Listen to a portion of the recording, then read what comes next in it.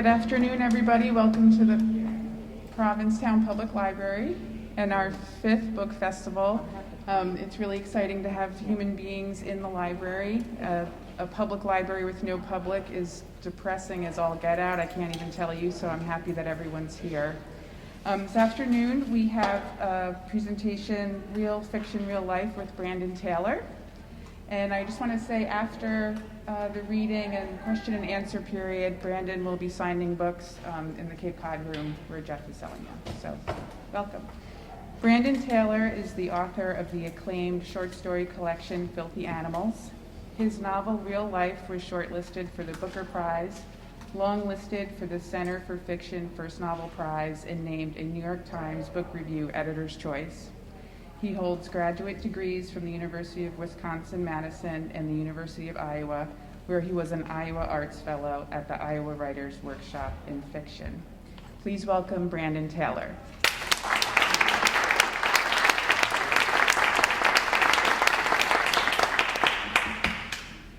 It's so surreal. I haven't heard live audience applause. I mean, there was a reading I did on Monday, but it's different when you're the only one up here. Thank you all for having me in your lovely town. I saw a fox this morning. I was, just sitting on the bed, admiring the beautiful fog, and I see this little flash of orange come across the backyard, and this fox walks across the yard and climbs onto a brick and then uses it to get over the fence. And it was something out of a children's story. And I thought, wow, this fox is going on its morning walk. This is so lovely. And then I tried to take a morning walk and then walked 15 minutes in the wrong direction on Commercial Street and had to ask Siri to tell me where coffee was. And Siri said, no problem, it is in the opposite direction, 15 minutes. And so I say all that to say that I've seen the sights of at least Commercial Street, and I feel like I'm falling in love with this place, so I feel lucky to be here. So I found out a few days ago that I had this time to fill by myself. I think I found out 15 hours before I got on a train to then get on a ferry to come here.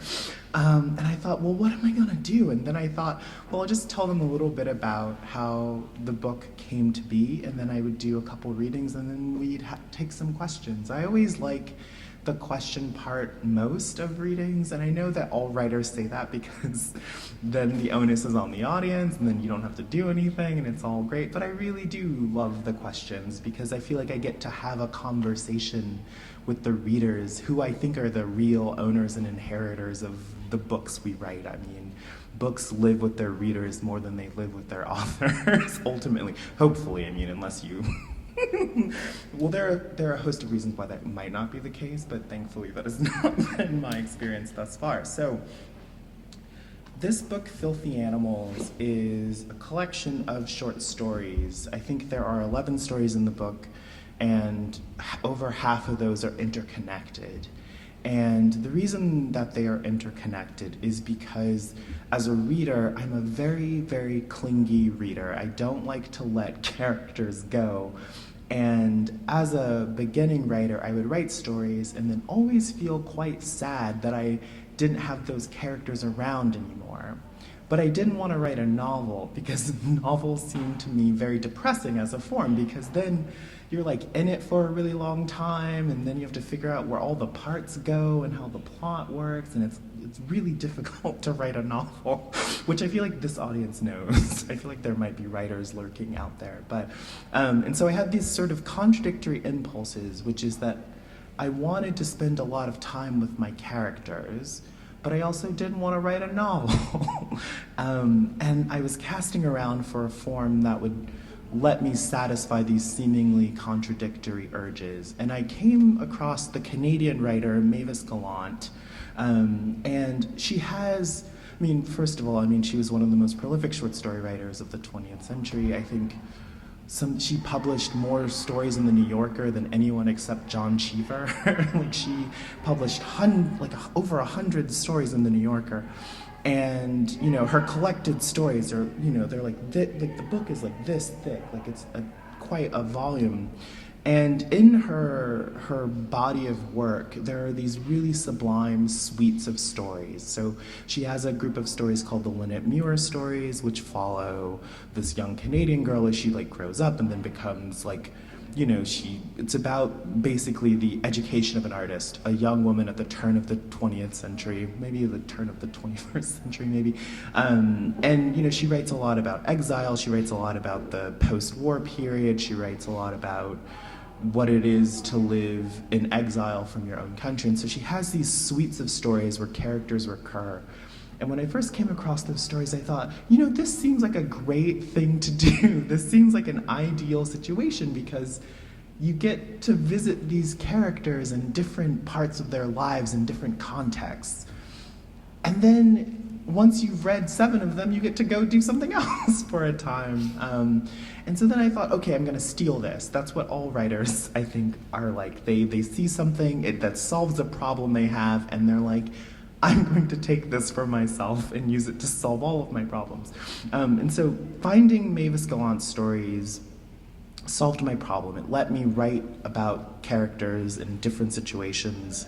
It let me tell sort of more complicated stories with more complicated geometries without having to write a novel, because at the time I just like didn't think that I knew what I was doing. So that's the story of how the suite of stories at the heart of the book came to be. And to tell you a little bit about them, they follow this character Lionel, who at the start of the book, in the very first story, which is called Potluck, he is arriving at a party, and what you find out is that he has recently been in a mental hospital because he's attempted to take his own life.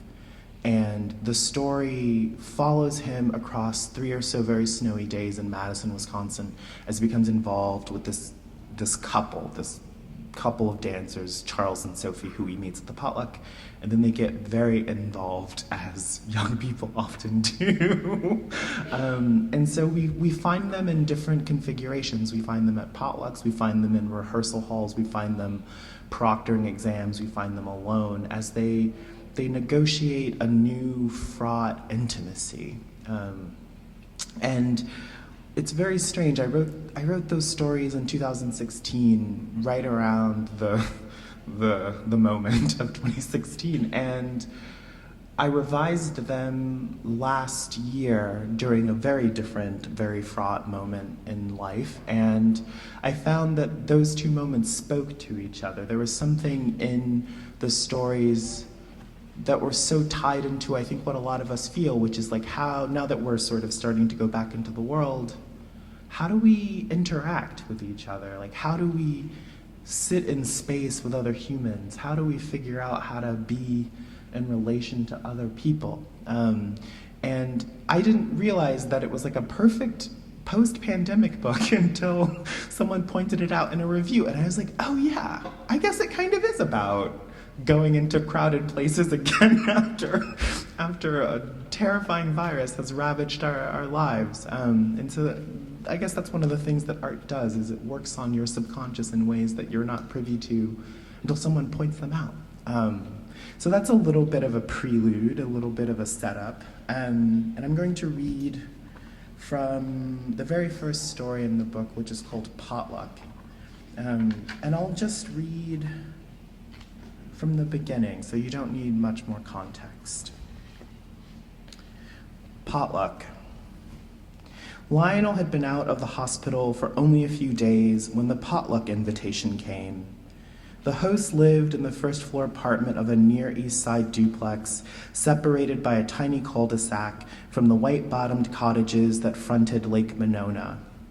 Noise of an undifferentiated party variety drifted out into the deep blue cold, meeting Lionel under the sunroom window where he had stopped to peer inside.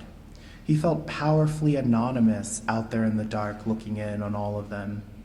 That he did not recognize anyone apart from the host felt at once a comfort and a warning. A rectangle of pale light unfurled down the stairs as the host pressed the door open on screeching hinges. "Shit, it's cold out here. You walk all this way?" Lionel climbed the stairs and tried to arrange his stiff face into a friendly expression, the effort of which made his scalp tingle. He had walked only part of the way, about 10 minutes in all. The bus had dropped him on the other side of Orton Park. When the host realized that Lionel wasn't going to answer, he said, "Well, you're right on time." "I didn't have a chance to go to the store. I just got back," Lionel said. The several pairs of shoes in the front hall indicated to him that this was not the small gathering he had thought it would be. It also indicated that he was not right on time, but he knew that already. "Long trip?" The host wrapped his arm around Lionel's lower back and pulled at him until they were very close and at the threshold of the apartment, but not yet inside. "Good?" "Couple weeks," Lionel said. "Sorry for not being in touch more." "It's a busy time," the host said in a way that wasn't entirely not passive-aggressive. Lionel turned his head a little out of reflexive guilt, and the host's dry lips grazed the corner of his mouth. "Thank you," Lionel said. "It's good to see you. Let's talk tonight. Catch up. It's been forever." "Yeah, let's." A few of the guests sat around on mismatched chairs and on the floor, holding plates of damp vegetables and grains. The improvised nature of the gathering diluted the strangeness he felt standing there alone, because although he was clearly a late-comer, the rest of them didn't seem to belong to one another in a way that friends sometimes could. There was no operating logic to their association that he could see. They were all awkward, anxious strangers in the host's living room. He waved to them and they waved back. Their having seen him and his having seen them moved him. Lionel felt alive in the world. The larger, noisier contingent of the guests assembled their food in the kitchen. Lionel waited his turn, watching as they pirouetted and collided. They touched the smalls of each other's backs and shoulders, men and women. They hugged and kissed and pressed against each other, looped arms and hooked thumbs into each other's pockets. They poured wine and spooned things onto each other's plates, the loud whack of plastic trays and the tinkle of ice, the hiss of seltzer. As they finished and squeezed by Lionel, he saw that they were about his age, 24 or a little older. They smelled like tobacco and bright vegetal things, orchids, hydrangeas.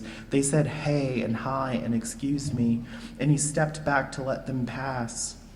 When the kitchen was empty and everyone had settled down to eat, Lionel made his own plate of baked asparagus, brown rice, kale salad.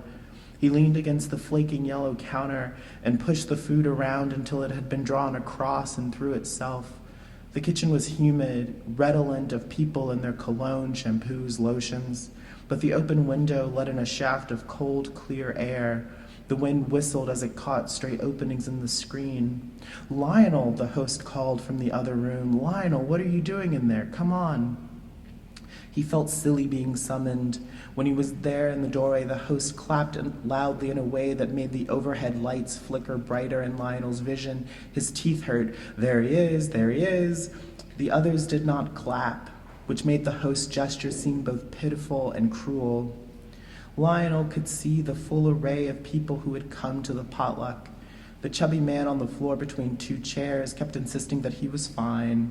A blonde woman sat with both feet on her chair and a plate balanced on her knees. The host shared the chaise with a couple who looked like siblings in matching black corduroy pants and gray socks. The woman had a messy topknot and the man wore his scraggly hair down to his shoulders under a felt baseball cap. An androgynous person, tall, striking, with platinum buzz cut and septum piercing, gestured at a black woman in overalls with pierced cheeks. Some skinny gay men in Breton sweaters, one black-white, the other white-black, were flirting with an equally skinny black man wearing sunglasses. A woman in chinos sat scowling at the space between her knees. Their faces were a wall of pleasant, bland expressions, but then they sank back down into their conversation. The chatter rose above the low music. Near the defunct fireplace over which someone had mounted a set of steer horns, Lionel squeezed into an opening on the floor next to a man with a burgundy turtleneck. The man was densely, unnecessarily muscular and looked like someone who enjoyed being looked at and could hold eye contact. The conversation was difficult to catch. Everyone was talking in extended references to other moments, other events, other parties. And each reference, instead of drawing two things into relation, was instead the whole of the idiom, the entirety of the gesture, which was fine. Okay, he had gone to college with men who talked only in references to Will Ferrell movies and Adam McKay jokes. But he had not gone to these other parties. He had no way of getting inside of the reference, the system. He laughed hollowly when other people did, though on a delay, but soon he grew tired of the feeling of falseness vibrating in his sinuses. The man next to him kept looking his way, and 1 or 2 times their eyes caught, and Lionel wondered at the feeling of recognition he experienced. The two of them were, by some strange bit of luck, on the outside of the conversation, though Lionel suspected that for the man this was intentional. He envied that, the way some people could choose to be in a moment with others or not. It was a choice he didn't have access to personally. He always felt that he was arriving at the moment just as it was ending and everyone was moving on. He had no sense of timing. The man's eyes kept catching him, and Lionel started to feel that the two of them, on the outside, had come to rest in their own moment, their own tempo. "I'm Charles," the man said eventually. "Lionel, I heard you're famous now." "Well, he's like that. He thinks everything is okay as long as he can laugh about it," Lionel said. Charles raised his eyebrows. "Is that right?" "Yes," Lionel started to say, but then stopped because he didn't want to be considered a gossip, and Charles had leaned forward toward him, slightly like gossiping was exactly like what he had in mind. "He's funny that way." "You're a vegetarian?" Charles asked. The randomness of the remark, coming as it did out of the ether, wrong-footed Lionel. "How did you know? Something on my face?" "Your plate," Charles said. "You're living that grain life." Lionel, as though he hadn't made up the plate with his own hands, looked down and saw the food assembled there, the rice and kale mixed up, the stalks of asparagus, oxidizing avocado chunks going soft. "Guilty." Lionel looked at Charles's plate. He had 2 fish portions, the kind with the head still on and the skin all crispy and brown. They looked like brim or something. Lionel had stopped eating meat the year before when he was in the hospital. There was something so awful about it. Meat was so proximal to death, and he'd spent too much time looking at videos of the commercial food industry while he was in the private care facility. The kind shot on shaky camera phones involving a lot of panting and rustling clothes, up-close shots of the cows pressing their snouts to mud-streaked bars or lying pathetically on their sides, suffering with oozing sores and distended abdomens. He wasn't radically vegetarian. He possessed no militant energy whatsoever, but still he felt insecure about it because the origin of his desire to forego meat wasn't environmental, or even about the animals, really. It was selfish, because the thought of consuming dead things when he had been so close to dying, when he had wanted to die, was too much. Lionel waited for Charles to say something dismissive about vegetarians for the moment when people projected onto him whatever lingering guilt they felt about the consumption of meat. He missed hamburgers terribly sometimes. "How do you know our mutual friend?" Charles asked. "I don't think I've seen you at one of these dumb parties before." Lionel was prepared for the abruptness of the transition this time. "We were in the same department," he said. He had known the host for several years. When they were undergrad interns in the computer science department, Lionel from Michigan, the host from Arizona. Then both of them had been accepted to the same applied mathematics program at Wisconsin, and they had been students together for a few years. Though Lionel was more pure math, while the host was working on applications to shielding and space exploration. They met for coffee and lunch after and before seminars and bonded over the fact that they hadn't been math prodigies as kids. They slept together that first itchy summer, fresh from undergrad and waiting for their lives to change. The host was now on track to graduate early. His project had attracted interest from the Department of Defense, which wanted to turn it into a weapon to be deployed in foreign wars. "Oh, you're a weird genius too, huh? That must be nice." Charles whistled in fake appreciation. "Definitely not a genius," Lionel said. The word made him a little queasy. "I'm not in school right now anyway. I'm on leave." Charles spun the fork around with a flick of his fingers. The metal flashed as it moved across his wrist and came to rest right side up. He did it again, just like that, a neat little trick. "Then what do you do?" I proctor exams, Lionel said. You what now? I give exams for professors. I do entrance exams too.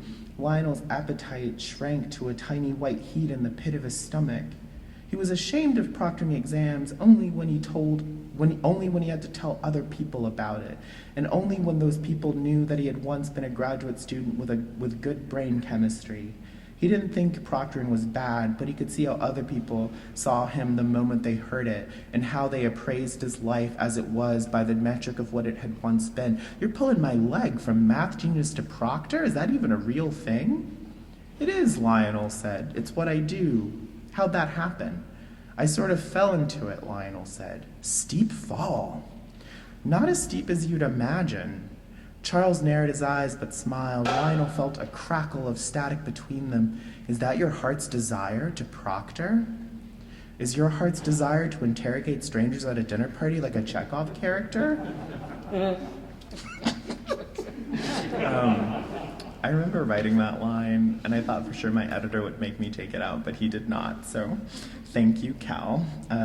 Here we go. I don't know what that is, Charles said dryly, and Lionel snorted. The solidity of the sound startled him. Charles went back to spinning his fork.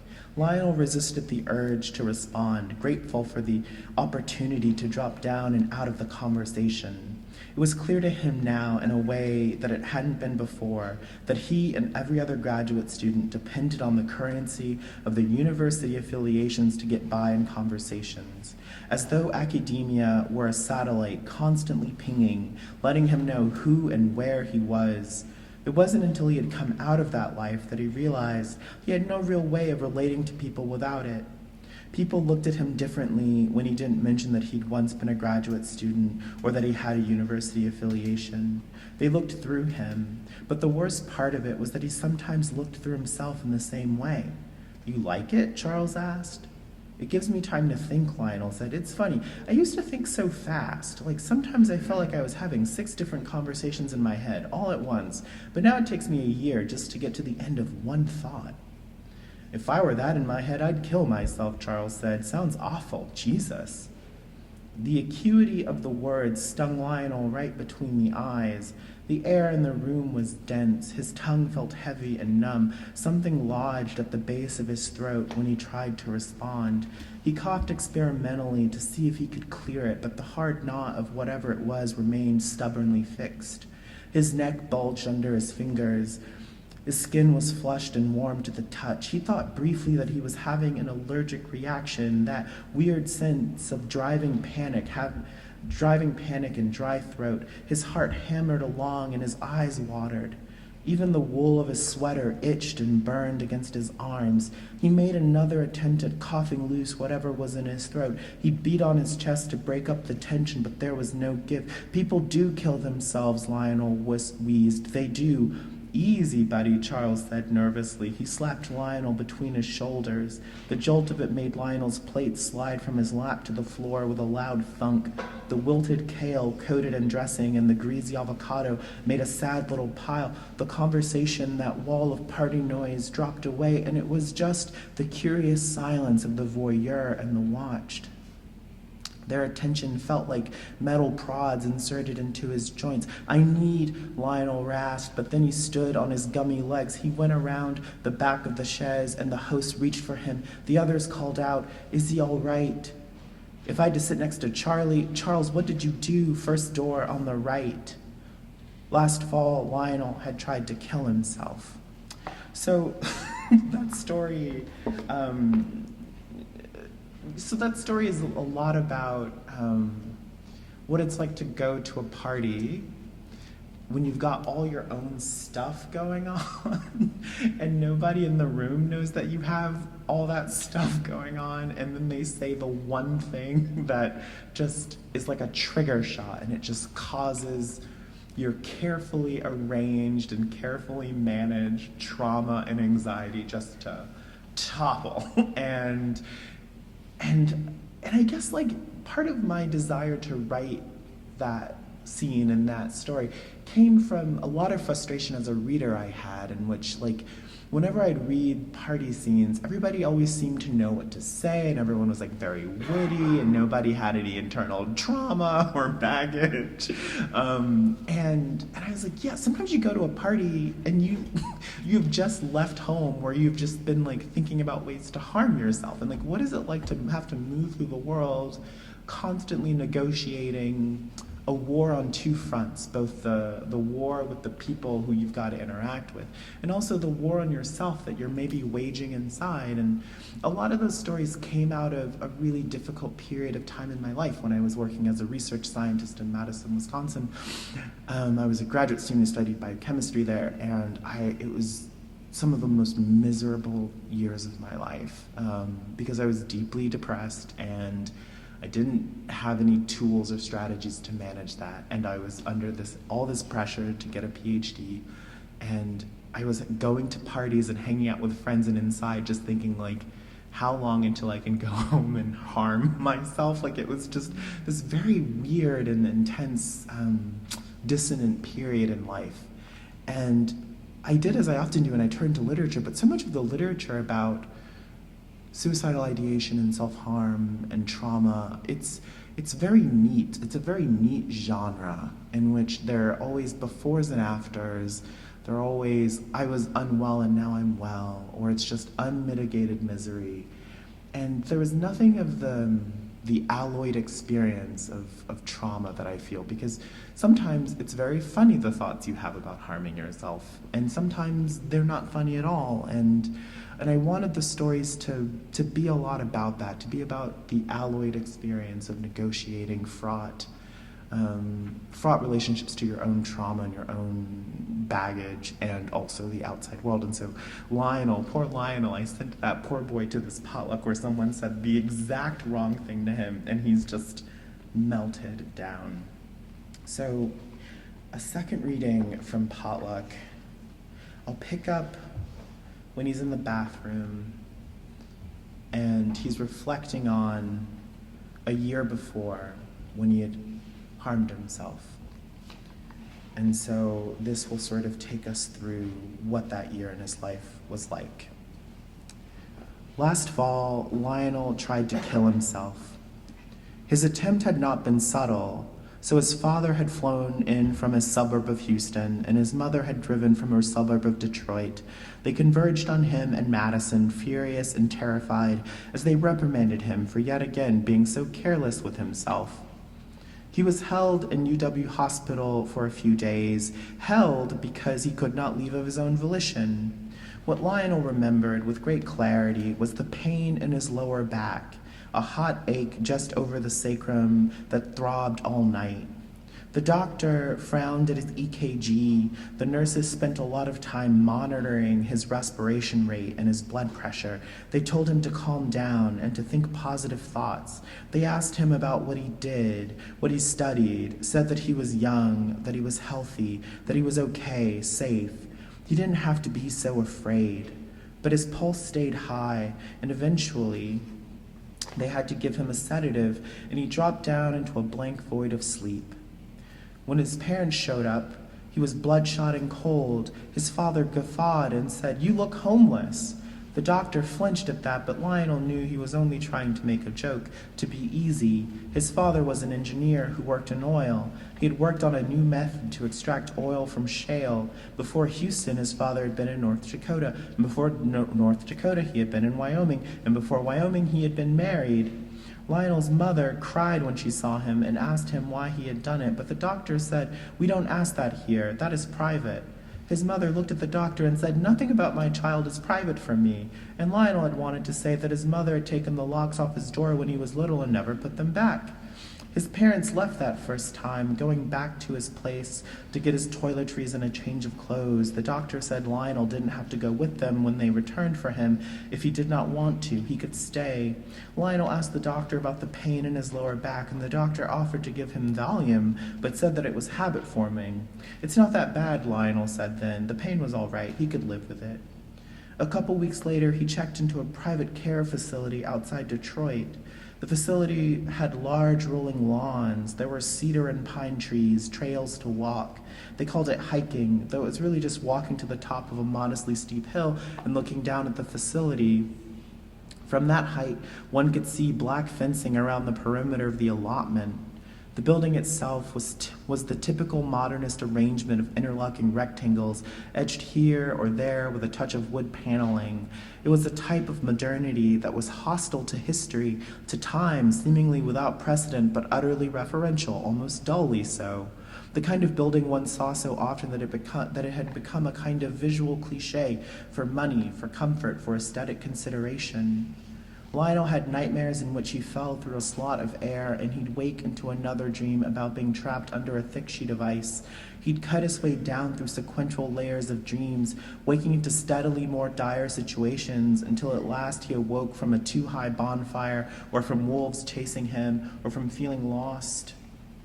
In the woods at the base of an erupting volcano, the tachycardia left him winded just getting out of bed. He spent his time reading or lying under the gravity blanket his mother had brought him. When he'd been there a few weeks, he got permission to open his window. An aide unlocked it and explained that there was no screen and that he should look out for mosquitoes in the spring.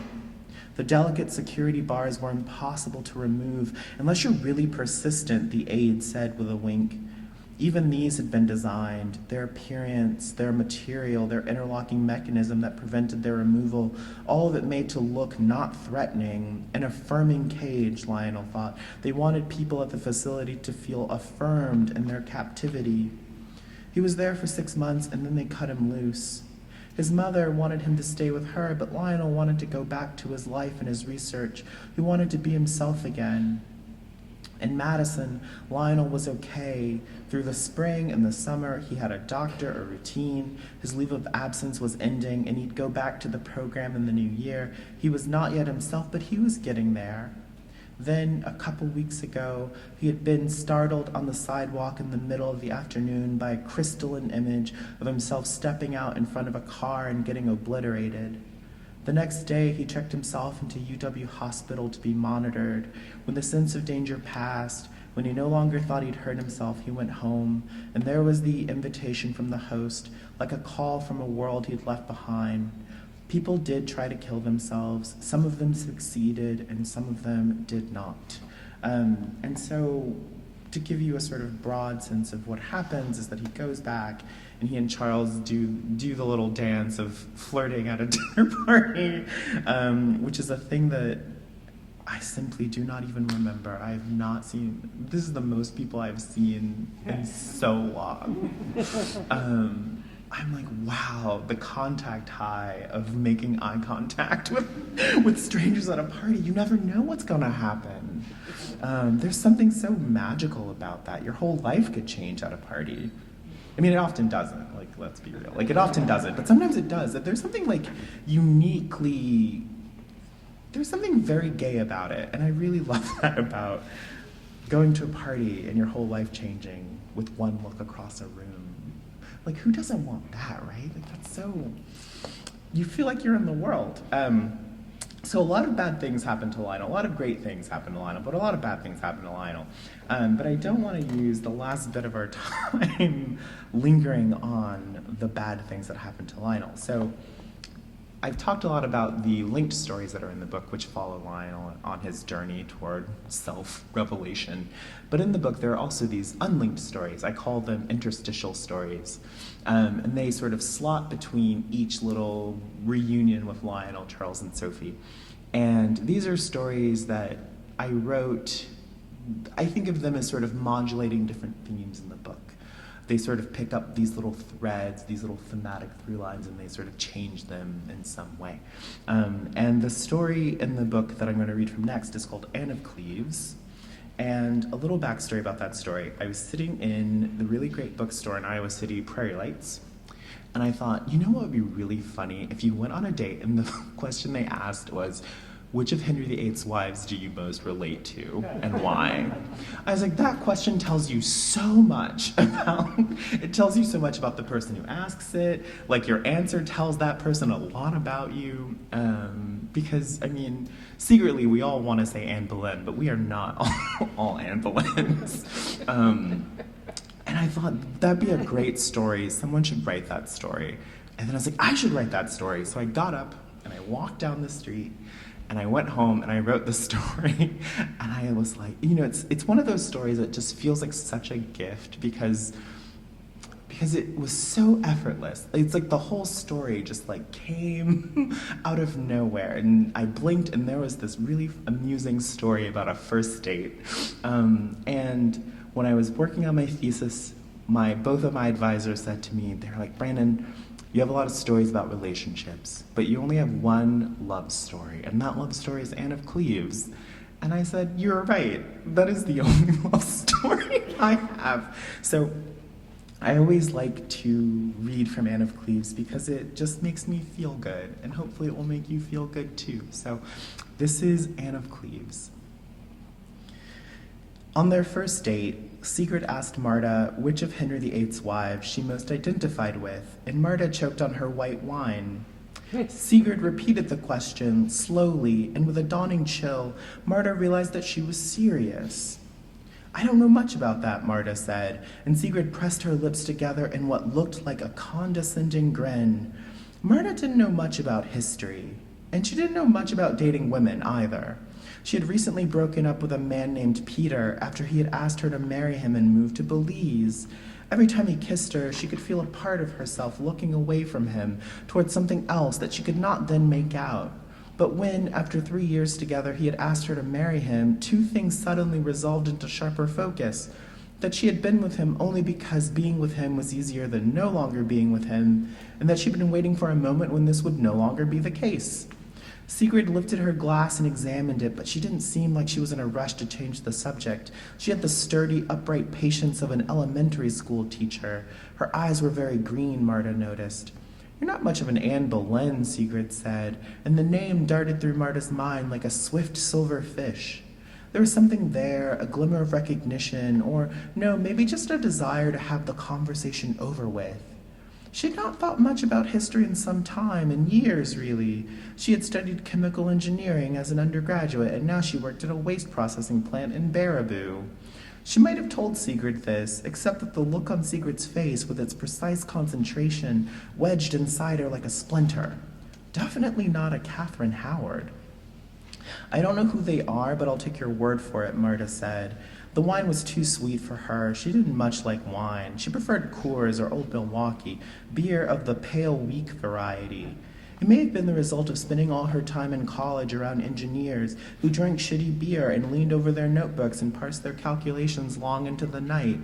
She had often woken up on their couches smelling sour and raw with rulers stuck to her thighs. That's how she had met Peter and fallen in with him. They saw each other so much that it seemed natural that they should date. And when he asked her to the movies, she'd said, okay, all right, sounds good. On that first date with Sigrid, she was still sad about Peter and uneasy. And if this was how dating women was going to be, a series of increasingly esoteric questions, she wasn't sure she liked that much either. This won't work, Sigrid said, and Marta felt a little pause of fear. What won't work? This, she said, gesturing wildly. You retreating, falling into silence. It won't work. I'm sorry, Marta said. I don't know what I'm supposed to say or do. I don't know anything about Henry VIII or whoever. That's fine, Sigrid said. You say that, except I told you before, when you asked me, that I didn't know much about it, and you kept going, so I don't know. It's fine, Sigrid said, and she leaned over the table and crossed her arms. I don't know much about any of this, Marta said, making a circle with her hand to indicate Sigrid's half-eaten $20 orchette, her own empty bowl, which had contained a $15 bolognese, and their table and their breadsticks, all of it. I don't know how to do it. These aren't even my pants. She had borrowed I mean, I'm right there with you, Marta. It's rough dating. She had borrowed the wool slacks from her roommate, Katie, and Sigrid had complimented them when they'd first met outside the restaurant. She had felt guilt then. She had also felt good. It had been a long time since someone had complimented her. Even Peter, by the end of it, had stopped telling her she was pretty. He used to do it just before he slid inside her. He'd kissed her cheeks and say, "You're so pretty," and there he'd be, the blunt end of him, jabbing at the inside of her thigh, and she'd nudge herself apart to accommodate him, the way you might make room in the seat in the next chair for a stranger at the doctor's office. But Sigrid, outside the restaurant earlier that evening, the blue veil of late winter's twilight falling all around them, wind in her curly hair, had called her pretty and complimented her outfit. She felt itchy and anxious like a librarian, just as she was in a cardigan and a nice blouse and the wool slacks, but she normally wore carpenter pants or stiff polyester to the plant. Sigrid had on leggings and a skirt and a magenta top. Marta had spent the evening admiring the slim, smooth column of her neck and the way her blouse fluttered open just a little, revealing a mole on her chest just below her collar. But Sigrid must not have remembered complimenting the pants, because she blinked once or twice and then smiled. Marta felt a plunging sense of dread, which had also made her smile back nervously, and it was like something cracked open. The rest of the night was easy. Sigrid spent most of her time in the archive sifting through documents, though she was not a trained archivist. She always added that part of she talked about her day, like she was saying amen after a prayer.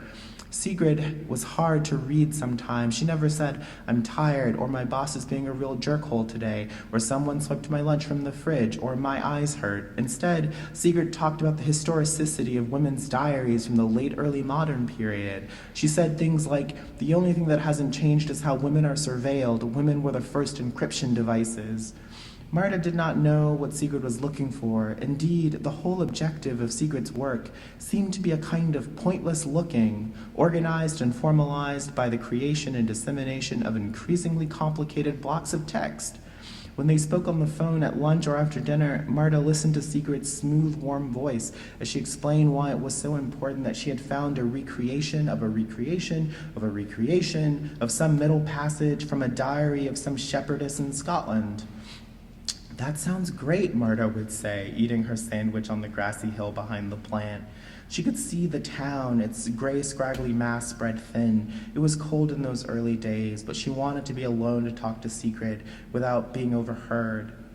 She hadn't told anyone about dating women. She hadn't wanted to explain herself to anyone, not to her roommate Katie, not to the boys at the plant, not to any of the faceless people who made up her life. Marta felt for the first time in a long time that she had an inner self she didn't owe to anyone. Before, with Peter, living had always felt like a constant mingling of the outside and the inside, and people had worn her out just as a matter of course in the act of living. But Sigrid, in the quiet, small time they had spent together, allowed her, for a moment or two at least, to pretend she could be her own person in her own way, even if she did not understand what Sigrid was talking about most of the time. Marta always signed off by saying, "Well, kiddo, I better mosey." Sigrid would say, "I'm such a blabbermouth. I'm so sorry. How are you? I've wasted all our time." And Marta would say, as easy as anything, "I'm doing fine. It's work, you know." And they'd talk another couple minutes. Marta looking up at the sky, taking in a bit of pale light, enjoying being fussed over, being told to eat her vegetables and moisturize and get good sleep. They had not had sex and had slept in the same bed only twice in the weeks they had been seeing each other. In part, this had to do with the fact that Marta lived in Baraboo and was only in Madison a few times a week, and in part it had to do with their roommates. Katie was always home, and Sigrid's roommate, a tall law student named Thad, liked to have his friends over all the time. It may have also had something to do with how Marta had cried the first time they went home together. She hadn't been able to stop herself. The moment Sigrid kissed her, she started crying, not because it was bad, but because it was so good and so right. She had been waiting her whole life for it, and she hadn't even known it. And the moment she felt Sigrid's lips on hers, she'd felt a jolt, a crack of lightning in her body. She'd cried because she'd expected it to be awful, and it hadn't been. But she felt embarrassed about the kiss, and she'd asked Sigrid if they could just lie there, if it was all right just to be in bed together, and Sigrid had said, of course, which had felt both like an act of mercy and an act of contrition. The first time Marta met Sigrid's friends from graduate school in a downtown bar, she was surprised by how normal they looked. They weren't in tweed or collared shirts and chinos. They weren't dressed like miniature professors. They wore jeans and t-shirts and baseball caps with logos from minor teams around the Midwest. They wore boots and sneakers. They spoke in the flat, clipped way she was accustomed to, and at first she fell right in with the rhythm of their conversation, the weather, the price of gas, the merits of cheap beer and free time. Marta, in her stretch waist pants and scuffed steel toes, felt at ease among them. She sat next to Sigrid along the bar, her arm loosely around her shoulders, Sigrid's arm around her waist. Sometimes they'd catch each other's eye and couldn't stop from smiling. But at some point in the night, the conversation cinched in the middle, as if someone had tightened a belt around it, so that all the focus and energy that had been funneled down to a point so small Marta could barely grasp it. Something about semiotics, something about the nature of knowledge. It wasn't that Marta was dumb. She had been an excellent student. In Indiana, she had topped the state exams in mathematics and science. She had been selected to represent her state in a national mathematics contest, and had won a blue ribbon and a full scholarship. Yet in the bar that first night, she had felt out of her depth, out and behind everyone else as they talked and raised full steam toward whatever they were arguing about. She'd stood there, her finger tucked through Sigrid's belt loop, and Sigrid would sometimes look back at her with a smile, as if she were checking on a pet.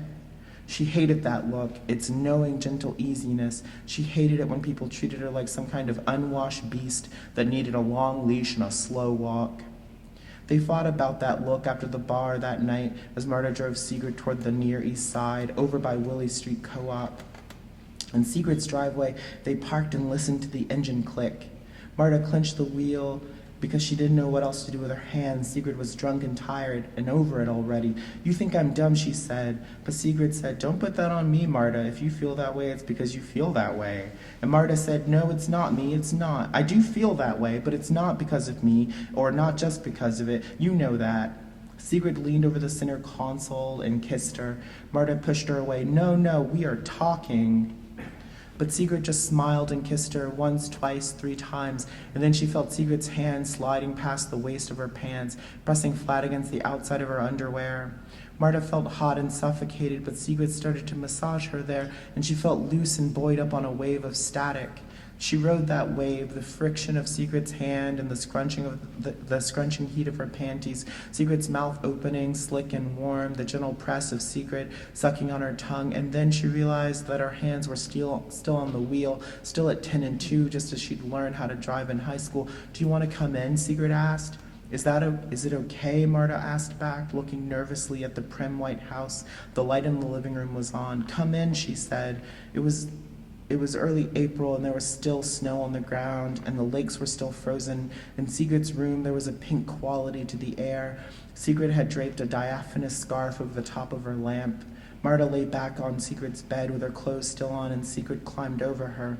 Marta was bigger than Sigrid by a couple of inches and broader through the shoulders. Her hands were tough from the plant, but Sigrid smelled like sweat and work. Her forearms were firm, and her back had slender, excellent muscles. It was from the swimming, Marta thought. She knew that Sigrid swam 5 times a week. In her younger years, she'd been a competitive swimmer, but she'd injured something in herself. That's when Sigrid had learned of her capacity for reading and remembering things. In those snowy days in her Minnesota town, tucked away in some dank library room, reading book after book, a cast on her arm, or leg, Marta could not remember. Under Sigrid's body, Marta was aware of how soft her own body had become. She felt formless, thick, but Sigrid unbuttoned her shirt and helped her out of it. When Sigrid's fingers first entered her, Marta gasped because she had not expected their tips to be so hard and so kind. She gasped, and Sigrid kissed her forehead and then her neck and then the space below her navel. She kept whispering kind things to Marta. She kept saying that she was beautiful, that she smelled good, that she was so soft, so good. Marta clenched her eyes and knotted her fingers in the bedspread. She couldn't bring herself to look at Sigrid. She tried to close her legs, but Sigrid opened them, and it was then that Marta felt most naked, most exposed. She wanted to cry again. She almost cried again. She put her arm over her face. "What's wrong?" Sigrid said. She could feel Sigrid's shoulders under her legs. "What's wrong, Marta? Do you want to stop?" "No," she said hoarsely. I've never." "Oh, Marta," Sigrid said. She kissed Marta's thigh and her knee. "It's okay." "I'm afraid I'll mess it up," she said. "I'm afraid you'll see me." Marta looked at Sigrid, who was looking up at her, those green eyes. "I see you," Sigrid said. "You're wonderful." Marta did cry. She cried, but Sigrid didn't stop. She seemed to know that the crying meant that Marta didn't want her to stop. It hadn't been that way with Peter, Marta thought. It hadn't been like that. She had not cried with him. She had not felt nervous with him, because with Peter, there hadn't been room for her feelings at all. I'll stop there.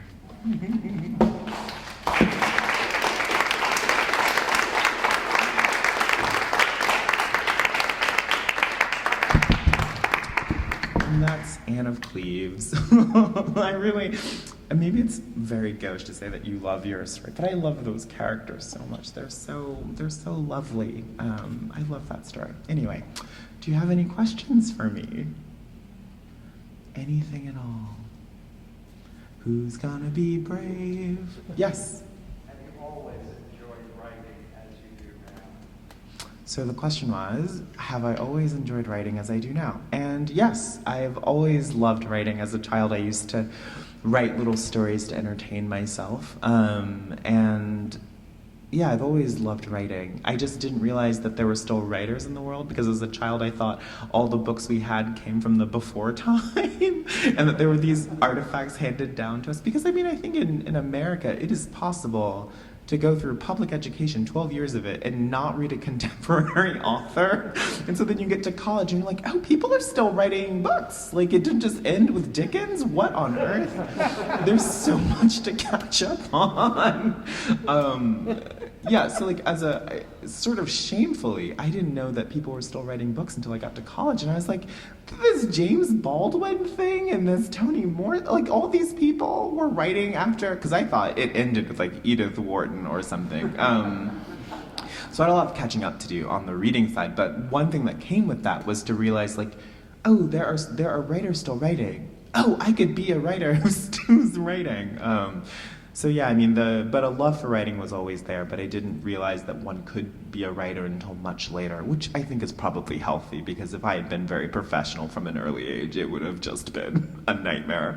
And so that means that I got to cultivate a love for it, which I think you need if you're going to be whatever a professional writer is. You have to hold on to your love of it, because it can be so miserable. It really can be. Any other questions? Yes? Since these are all short stories, do you have an idea in your head? Is a short story, it's going to be 15 or 18 minutes, or is it going to be what it's going to be?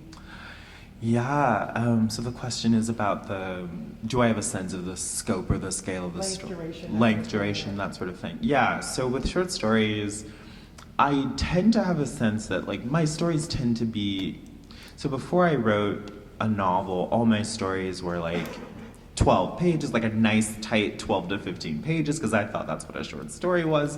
And then I wrote a novel, Real Life, and I found that after I wrote that novel, all my stories were suddenly like 25 to 30 pages. And so I have a sense that my stories will usually fall somewhere between 20 and 35 pages, sometimes 40 pages. And that's just the form that's the kind of story that I tell, and that's the mode in which I tell it. And so when I sit down to write, I do have a sense that that is probably what it's going to be, but I try not to force it, because if you're too occupied with like trying to write it into a particular form, you can kind of constrain yourself a little bit. But I know myself, I know my proclivities, so I do have a sense of it. Yes? How did the title come to be, and what role did your editor play in possibly changing it or not? So the title for Filthy Animals? Yes. How did the title for Filthy Animals come to be? Yeah, so there's a funny story about that, which is that the oldest story in the book is the title story, Filthy Animals, and it's not one of the linked stories, it's one of the interstitial stories. And I wrote that story because I was sitting around with my roommate in Madison, Wisconsin one day, and I was telling him that there's this kind of story I hate, and it's always like two people in a room, and one of them is drinking like a lukewarm liquid from a styrofoam cup. And I called them warm soda stories. And I was like, oh, I hate those kinds of stories. They're so dumb. And my roommate was like, you should write a warm soda story. You know what you should call it Filthy Animals, like that thing from Home Alone. And I was like, okay, great. I'll do it. I'll show you. I'll do it. And so I started writing that story as a kind of very mean-spirited send-up of that genre. And then I quickly fell in love with the characters and started taking the story quite seriously. And it stuck as a title. And so when it came time to figure out the collection, I always wanted it to be called Filthy Animals. And so then the question became, if the bulk of the stories are these interrelated stories, should the book be called by one of those titles? And I was like, no, it's got to be Filthy Animals. Like that's the title of the book. And I'm very stubborn about titles. Once I have a title for something, I very seldom change it. And so the book was called Filthy Animals, and what changed was the relationship of those linked stories to the rest of the stories in the book. And so I had to find a way to sort of get the shape of the book to be right. But the title comes from my roommate, who's still one of my dearest friends in the world. And he named my first book. He named Real Life. So he's a very good friend. And another funny story about that is that I once got rejected by a literary agent, and I thought that meant that I was not meant to be a writer. So I printed out Filthy Animals and Real Life, and I threw them in the trash can, and I deleted all the drafts from all my computers. And when I told my roommate this, he was so incensed, and he's like, you threw away your work because somebody told you no? He was so mad. He took them out of the trash. And he's like, you can have these back when you've earned them. And he took them to his office on campus and locked them in a drawer and did not let me have them back until I'd come to my senses. And yeah, and so had it not been for him, these books wouldn't exist. He literally saved them from the trash and gave me a very stern talking to. And so yes, Antonio Bird, he was a great roommate for many reasons, not the least of which because he titled my books and literally pulled them from the trash. But yeah, always get yourself a friend who's going to tell you when you're being unfair to your art and yourself. Any other questions? Yes, in the plaid. Did you, for the linked stories, did you know how they were going to divide up as stories? Yeah. Did you know, like I just read the one in the coffee shop last night, where Charles comes in. Proctoring. It's like, wow. I mean, I loved it, but it's like, I don't know that I would ever have thought, okay, well, this is the story. Uh-huh. This is how that fits as a story. Yeah, that's a great question. So how did I arrive at the sort of structure of the linked stories and the cut points for that? Yeah, I mean, so I wrote the first story, and I was like, yeah, that's great. What's the next one going to be? And I was like, well, I want the next one to be, in ballet, and I want it to have, different point of view, so I want it to be Charles. And so I wrote the second story in that suite, which is called Flesh. And then I was like, okay, then, what happens after that? And I thought, well, I've already had 2 moments with Charles and Lionel. Lionel should have to talk to Sophie, the girlfriend in this couple. And so then I was like, what's going on? He's going to be proctoring, because I wanted to write about math. And but I was also he's going to be proctoring, and she's going to, ask him for coffee. And, what is that conversation like? You slept with my boyfriend. What's that about? You know, what happens in that conversation? And so really the structure of those stories just came from me asking myself, what would be the conversation that if it were a movie, the director would try their hardest not to film? What would be the conversations that would be the hardest to write? And I picked all those. So it's so whenever there was a moment in a story where there was an easy thing and a hard thing, I was like, I already know what they would say. And the easy version of that is you made my boyfriend cheat on me, big confrontation, yada, yada, yada. And I was like, what if I take compulsory monogamy off the table? What if I take monogamy off the table as a thing that you are just opted into by birth, and I just this couple, they have an arrangement, they have a deep understanding of each other. How does that intimacy change when there's an introduction of a third party? What does that look like? What do those conversations look like? And because that is the way people often live. And so yeah, I mean, I tried to pick the things that felt very true to lived experience, but weren't often portrayed in literature and art. And so You know, I always tried to pick the hard thing because I thought that would be more interesting. Like, it's much more interesting if Lionel goes into that conversation thinking that he has done an infidelity, and she's like, "Oh, who cares? I don't care about that. Tell me about you." You know, that's always much more interesting. Yeah. And any other questions? I think there's someone over here first. I just thought the stories you read were so emotional, and when you're writing them, do you ever get stuck in those emotions you're writing about, or do you stand back? And, you know, what's the relationship between you and the piece of you? Yeah, so very seldom do, not when I'm drafting, but when I'm revising, because revision is, for me, revision is like when I'm like really in it. Like when I'm drafting, I draft so quickly that I don't even, I'm like, but see you later. I'm motoring when I'm drafting.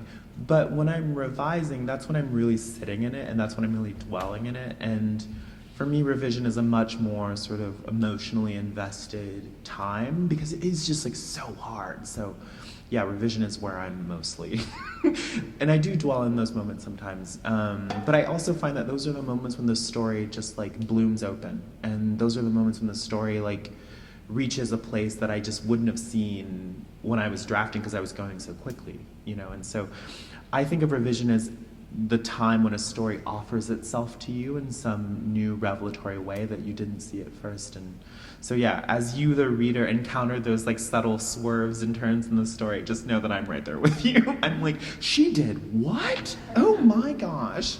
Yeah, so revision, yes, but not when I'm drafting, but when I'm revising, it's certainly very involved.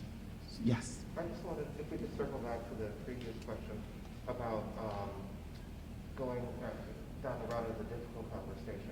Would you ever consider writing for like television or doing the Shonda Rhimes? No, she is so good at it. She's got a whole genre of herself, Shonda Rhimes, in those difficult conversations. I mean, it's very interesting that you say that because there were many moments. I remember very, very vividly, I was like working on the book, I was walking through snowy Madison with my roommate, and I was like, you know what I want to write? I want to be able to like write about like the big things, but in a way that like Shonda Rhimes does it, like one of those monologues about death and meaning. And he's like, you want to write Shonda Rhimes' dialogue in a short story? And I was like, yeah, kinda, you know, because their dialogue is, because they do in Grey's Anatomy and in the other sort of Shonda Rhimes shows, they do talk about these sort of deep, urgent things in like everyday language. And so Shonda Rhimes, big influence. I love Shonda Rhimes. And I am contracted to write the adaptation of my first novel for a film. So that is quite the journey. It's the journey. Any other questions? Yes? I'm curious if you feel you tend to write characters that are very similar or very different from you, and if you ever feel that kind of line between like fiction and autobiography. Let me tell you. Woof. Oh, yeah, that has been the story of my life. In fact, on Monday, I published a story in the Yale Review called Colonial Conditions, and it's about a potluck. Well, it's about a bonfire that I went to on election night. And all I did was like lift very superficial things from a real bonfire I'd gone to. And I got a very angry text message from my friend. And he's like, could you at least have changed more than one detail about me? This is gonna get me. Like, what if I want to get a job down the road? People are going to think that this is me, even though it's not. And I'm like, it's fiction. Yeah, so my characters are sometimes, because I'm deeply interested in writing about contemporary Black queer life, I tend to draw from my experience and from the experience of my friends. But like, if you're a Black writer, anytime you put a Black writer in a story, people think that it's you, or they think that it's somebody who has wronged you. And so that's like an unfortunate thing that is true. But I do sometimes write about characters. I sometimes give characters traits of mine that I don't admire about myself, or I'll put characters in situations where I feel like I behaved in a way that I still have bad feelings about, and I'll try to like work through what is that thing that made me behave in a way that I found icky. And so I'm, a lot of times when people think that I'm writing scathing portraiture of other people, I'm often writing scathing portraiture of myself. And everybody thinks that when I write like a very elegiac, moving, queer black character, that that's me. And very often it's like not me. It's like usually like a friend of mine. Because then when people meet me, they're like, wow, you're so smiley. Like, what's that about? Your work is so crepuscular. But yeah, I mean, I think of fiction as a virtual space to sort of run over things that you're preoccupied with. And sometimes that's like things from my life. And sometimes it's just questions I have about the nature of existence. Any other It questions? would be sort of criminal if no one asked you, which wife are you? Well, You did set that up. I did, yes. Well, I think that I am aspirationally an Anne Boleyn. Yes, aspirationally an Anne Boleyn, but probably a Catherine Howard, if we're being real. Although Catherine Parr does not get her just due as someone who was up to no good, but I think I'm probably Catherine Howard or Anne of Cleves in my worst moments. You're the one I may want to take to the musical in New York whenever you open. Listen, I'm around. I live on the Upper East Side. We could have a night of it. Yes, Doug. You spoke about colonial conditions. There was an interesting, used to me, structural use of dialogue in there. Maybe you could talk a little bit about how that came to be. I haven't seen that before. Dialogue? With the dialogue, you have both characters' dialogue Mhm. separated only by the quotation Oh, yeah. in the same line. Oof, yeah. So Doug is asking about a story I wrote in which the dialogue, normally with dialogue, it alternates with like one line of dialogue, a character is speaking, another dialogue of dialogue, another character is speaking. And normally when dialogue shares a line, it's spoken by the same character. And that was a difficult thing to sort out because, and it also happens in Filthy Animals where sometimes characters are sort of pinging back and forth very quickly, and they'll be like, their dialogue will share a moment in time. And the difficult part about writing is that it's difficult to capture that feeling of people talking over each other. It's difficult to sort of capture that in the sort of layout of a text. And so what I try to do is I try to get as close to that feeling as possible when it feels like characters are sort of talking past each other, and so I'll let them share a line. But sometimes editors are like, no, we need to break this up. I had many fights with my editor about the formatting of this book in particular. Well, not fights. I would like, Cal, can we do it this way? And he's like, I'll ask. And the Penguin Random House copywriters would be like, fine. We'll make it work, because it is a thing to think about, because anytime that you're disrupting a reader's expectations with the form of a thing, you are introducing a little bit of turbulence into the reading experience, and so you have to make sure that it's worth it. And for me, sometimes it is worth it because it does sort of bring a different texture to the thing. How much time do we have? Do we have time for more questions? I think they're great, super. Any other questions? Yes. And you touched on something that I think a lot about being from Boston, Cambridge, the intersections of universities and the local people with a couple of Mhm. homes. So I just wondered if you have more to say about that or thoughts on that. Oh, oh yeah. I'm working on. So we've mentioned colonial conditions a couple of times. So that story is a part of a suite of stories I'm working on that I call. The group of stories has a couple different titles. One of which is like Race and Class, and the other one is like A Real Job is the other title for those stories. And I do think a lot about what is it like to exist within like a college town, or like a one business town where that business is the university, or like some other sort of very highfalutin intellectual enterprise. And what is it like to exist in that space as someone who just lives there? Like that's just like your life. Like you were born there, or like you move there, and like you work at like the coffee shop, or you work at the gas station. Like the people who make it possible to live in such a place, who keep the town running, and who are often not the subject of the art that is about that place, you know? And so I've lived in a couple different college towns, in Madison, Wisconsin, and in Iowa City, Iowa.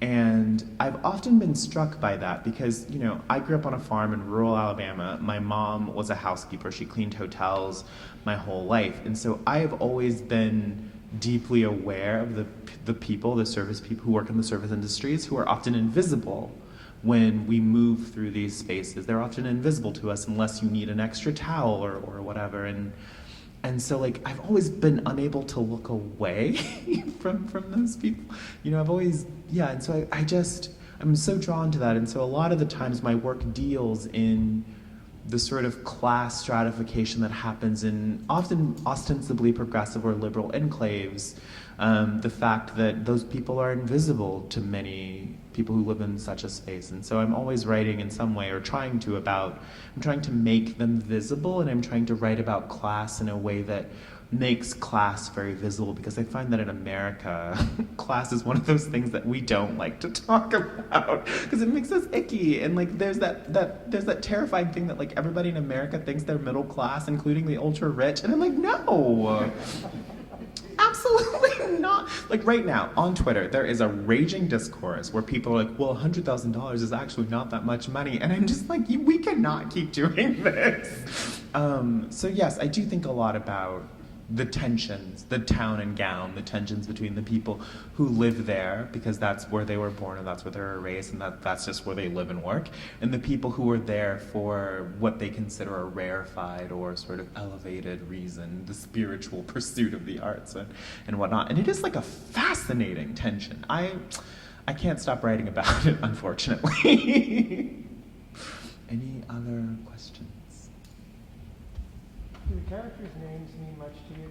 Characters' names. Yeah, I have a lot of opinions about character names. So when I was in my MFA program, I decided that I was going to appropriate names from various like Western European countries, and I was going to give them to my Black characters, and I was going to make the axis of othering in the text not the character's race, but like these like ethnic white people names. And whenever someone was like, I don't think that's an appropriate name for that character, I'd be like, why do you feel that way? Like, why do you feel that I can't have a mixed race character named Theodore? Or like, why can't I have a character from Alabama whose name is Harchis? Like, what makes you feel that they can't have those names? Like, what are you trying to say about appropriate names?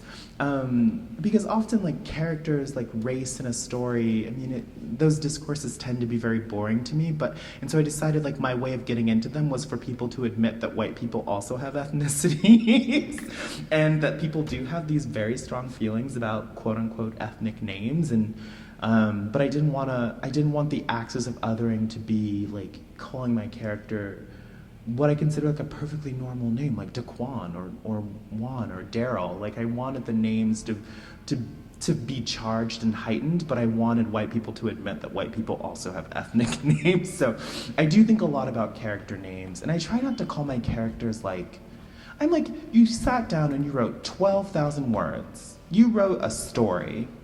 Why are you going to call a character Ryan? Like, you know, it's like building a house. It's like building a whole house and then just not putting a door on it. Like, why would you call a character Ryan or Sarah or Lily or Heather? You know, these are all names that exist in the world and they're great names. But a book or a story or any sort of a text is like a heightened representation of reality. So then why would you? It would be like Rothko painting a puppy, you know? Like why would you do that? And so I try not to pick names that are like life names, and I try to pick names that do have some charge to them, and also that a reader can remember. The number of books that I have read, and I'm like, what is this character's name again? And I'll look it up and it'll be like Hannah or Ted. And I'm like, unless you're like John Dufresne, you know, unless you're like John Irving, don't do it. So I'm not John Dufresne. I'm not Stephen King. I can't call my characters Ryan. I'm competing with the millions of other nobodies out there. So I try to pick names that have some resonance and will stick in the reader's mind. And so I'm always up to a lot of tomfoolery when I'm naming characters. Great, super. So thank you all so much for your questions.